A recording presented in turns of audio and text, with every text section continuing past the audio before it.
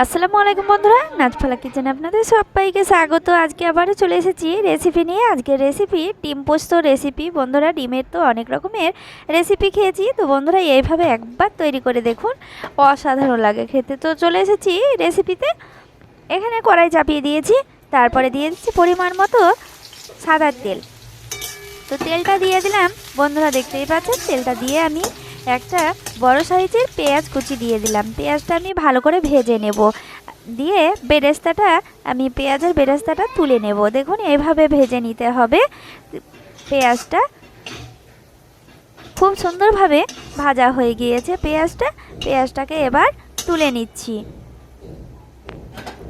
পেঁয়াজটা বেশি ভাজা হলে তেতো হয়ে যাবে, তো বন্ধুরা লাল লাল করে পেঁয়াজটাকে খুব সুন্দর করে ভেজে নেবেন। তো পেঁয়াজটা তুলে নেওয়ার পর এই যে দেখতেই পাচ্ছেন, এরপরে আমি দিয়ে দেব ডিমটা আমি ভেজে নেব। ডিমটাকে কিন্তু বন্ধুরা আমি ছেড়ে নিয়েছি, চিরচির করে আমি কেটে নিয়েছি। তো এখানে আমি 4টে ডিম আর 2টো বড় সাইজের আমি আলু নিয়ে আমি রেসিপিটা তৈরি করছি। তো আপনাদের পরিমাণ হিসাবে আপনারা তৈরি করে নিতে পারেন। আর এখানে আমি ডিমটা লবণ মাখিয়ে আর এখানে 1 চিমটি হলুদ দিয়ে দিলাম। এখানে আমি হলুদ বেশি দেব না। তো বন্ধুরা দেখুন, হলুদ দিয়ে এটা আমি ডিমগুলোকে ভেজে নিচ্ছি। ডিমগুলোকে কিন্তু কড়া করে ভাজা যাবে না, হালকা করে ভেজে নিতে হবে। এই যে তুলে নিচ্ছি। তুলে নেওয়ার পর এরপরে আমি ভেজে নেব আলুটাও আমি একইভাবে লাল লাল করে ভেজে নেব।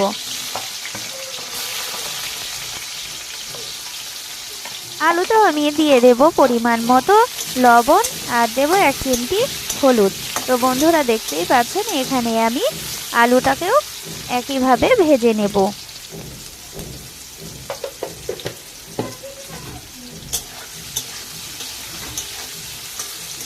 এই তো দেখতেই পাচ্ছেন, আলুগুলো ভাজা হয়ে গিয়েছে। এরপরে আমি আলুগুলোকে তুলে নিচ্ছি।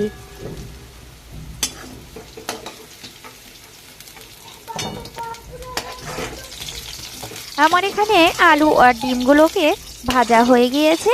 এই যে দেখুন বন্ধুরা, ডিম আর আলুটা ভেজে নিয়েছি। এরপরে ওই কড়াইয়ে আমি দিয়ে দিচ্ছি পরিমাণ মতো আরও সাদা তেল। তো আপনারা চাইলে সরিষার তেল দিয়েও রান্নাটা করে নিতে পারেন। তো বন্ধুরা দেখুন, এখানে আমি একটি তেজপাতা আর কাঠ লবঙ্গ এলাচ দিয়ে দিলাম, আর দিয়ে দিলাম গোটা গোলমরিচ। ডিমে গোলমরিচটা দিলে ফ্লেভারটা খুব সুন্দর আসে। এখানে আমি বাটা মশলা দিয়ে দিচ্ছি, লঙ্কার বাটা দিয়ে দিচ্ছি, আদা রসুন বাটা আর জিরে বাটা। এখানে আমি সব কিছু 2 চামচ মতো নিয়েছি। তারপরে আমি স্বাদ মতো লবণ আর বাটি ধুয়ে জলটা দিয়ে দিচ্ছি। দিয়ে খুব সুন্দর করে মশলাটাকে কষে নিচ্ছি। এরপরে আমি দিয়ে দিচ্ছি ধনে গুঁড়ো 8 চামচ মতো। তো বন্ধুরা মশলাটাকে খুব সুন্দর করে কষে নিতে হবে। আর যে কোনো রেসিপিতে মশলাটাকে না কষে নিলে রেসিপির টেস্টটা কমে যায়। তো খুব ভালো করে মশলাটাকে কষে নিতে হবে। যে কোনো রেসিপিতে মশলাটাকে প্রথমে ভালো করে কষে নেবেন, যতক্ষণ না কাঁচা গন্ধ দেয় ততক্ষণ ওই অল্প অল্প করে জল দিয়ে মশলাটাকে কষে নেব। তো বন্ধুরা দেখতেই পাচ্ছেন, খুব সুন্দর করে আমি মশলাটাকে কষে নিয়েছি। এরপরে আমি ভেজে রাখা আলু আর ডিমটাকে দিয়ে দিচ্ছি। দিয়ে আমি খুব ভালো করে এটা খুব সুন্দর করে আমি মশলার সঙ্গে ভেজে নেব। আমি থালাটা থেকে 2 চামচ মতো আবারও জল দিয়ে দিলাম। তো বন্ধুরা দেখতেই পাচ্ছেন, খুব ভালো করে আমি এটাকে আবারও কষে নিচ্ছি। এইভাবে কষে নিলে আলুর সঙ্গে খুব সুন্দর করে মশলাটা লেগে যায়। তো বন্ধুরা দেখুন, এখানে আমি আলু আর ডিমটাকে একসঙ্গে সেদ্ধ করে নিয়েছিলাম। তো বন্ধুরা এরপরে আমি কষে নেওয়ার পর দিয়ে দিচ্ছি এখানে আমি 2 চামচ মতো পোস্ত বাটা আমি এখানে দিয়ে দিচ্ছি। খেতেও অসাধারণ লাগে। তো বন্ধুরা পোস্ত বাটাটা অবশ্যই দেবেন। আর এখানে বাটিটা ধুয়ে আমি আবারও 2 চামচ মতো জল দিয়ে দিচ্ছি। আর পোস্ত মুদিখানার দোকানে সব সময় পাওয়া যায়। তো বন্ধুরা দেখতেই পাচ্ছেন, আমি খুব ভালো করে কষে নিচ্ছি। আর বন্ধুরা আমার চ্যানেলে নতুন হয়ে থাকলে প্লিজ সাবস্ক্রাইব করে পাশে থাকবেন। আর সকল বন্ধুদেরকে আমার পাশে থাকার জন্য অসংখ্য অসংখ্য ধন্যবাদ। এই যে দেখতেই পাচ্ছেন আমি খুব সুন্দর করে কষে নিয়েছি।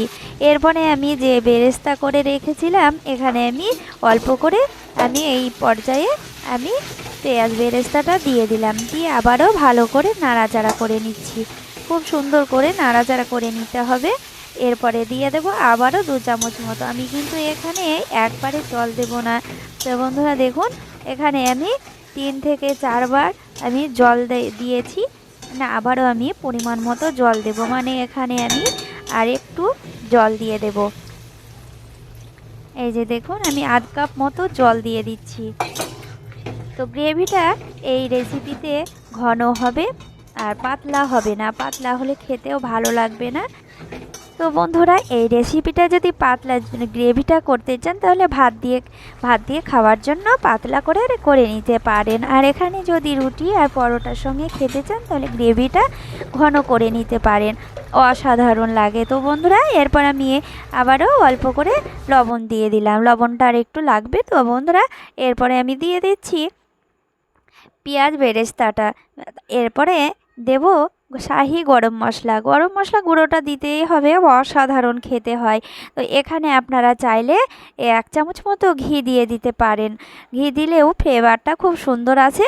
তো বন্ধুরা দেখতেই পাচ্ছেন রান্নাটা কমপ্লিট শেষের দিকে। তো এবার গ্যাসটাকে আমি বন্ধ করে দিচ্ছি। তো দেখুন কালারটাও দেখুন কতটা সুন্দর এসেছে, অসাধারণ একটি কালার এসেছে। এরপরে আমি নামিয়ে নেব। তো বন্ধুরা দেখতেই পাচ্ছেন কতটা কম সময়ে রেডি হয়ে গেল। একটি পাত্রে ঢেলে নিয়েছি আর আমি পেঁয়াজ বেরেস্তাটা উপরে ছড়িয়ে দিয়েছি আর অল্প করে আমি পোস্ত ছড়িয়ে দিয়েছি। দেখতে কিন্তু দারুণ হয়েছে বন্ধুরা, খেতেও অসাধারণ।